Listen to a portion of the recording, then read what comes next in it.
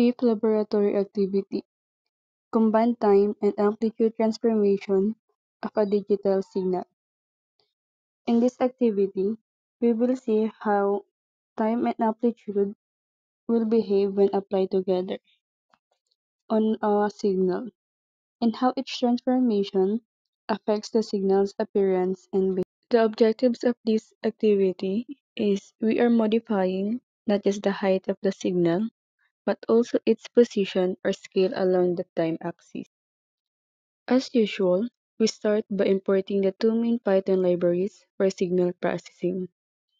These libraries are the foundation for almost signal processing tasks in Python.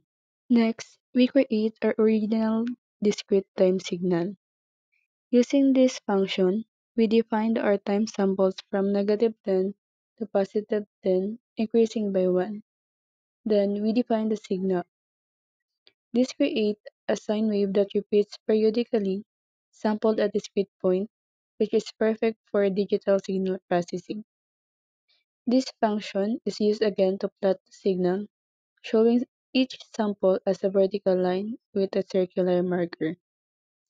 When we run this part, we see this familiar sine wave centered around 0. This is our reference signal before we apply any. This general equation is used for combined transformation. When we apply this together, we can see how the signal changes in both height and timing at the same time. Then, we apply the three different combinations of time and amplitude transformation. This factor doubles the amplitude, which is amplification, and this shifts the signal to the right by 3 samples, meaning each value occurs little in a time. This is amplified and time-shifted signals. By multiplying it by 0.5, it reduces the amplitude to half, which is attenuation, and it reverses the signal in time. Everything that was the right of 0 moves to the left and vice versa. In this is attenuated and time reversed. This inverts the signal vertically, flipping it upside down, while it compresses the wave along the time axis. Since the frequency effectively doubles, the signal complete cycle twice as fast, and this is inverted and time-scale signals. These three transformations give us very distinct versions of the same original. The first subplot will show the amplified and shifted signal. You will notice that it looks like the original, but is taller and moves slightly to the right because of the amplitude scaling in the time. The second subplot displays the attenuated and reverse signal. The peaks are smaller and the entire signal appears mirrored. That's due to the time reverse.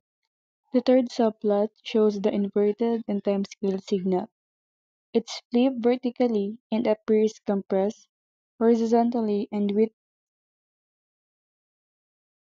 which means it isolates faster.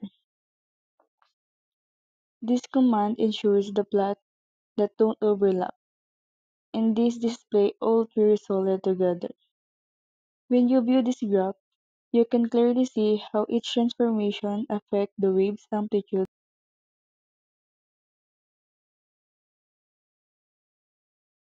This is like increasing the signal strength by having it start a bit later. This can represent a signal that has been reversed in a time or reflected.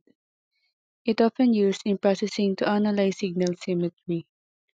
It shows how scaling in time changes frequency and inversion changes the signal's polarity.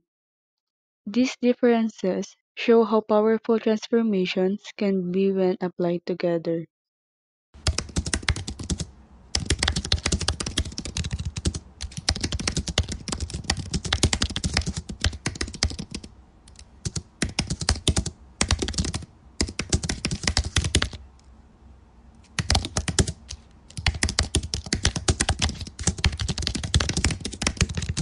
We learned that amplitude transformation affect the height of the signal, while time transformation affect its position or speed along time axis. The order of applying shift and amplification doesn't matter. The result remains the same.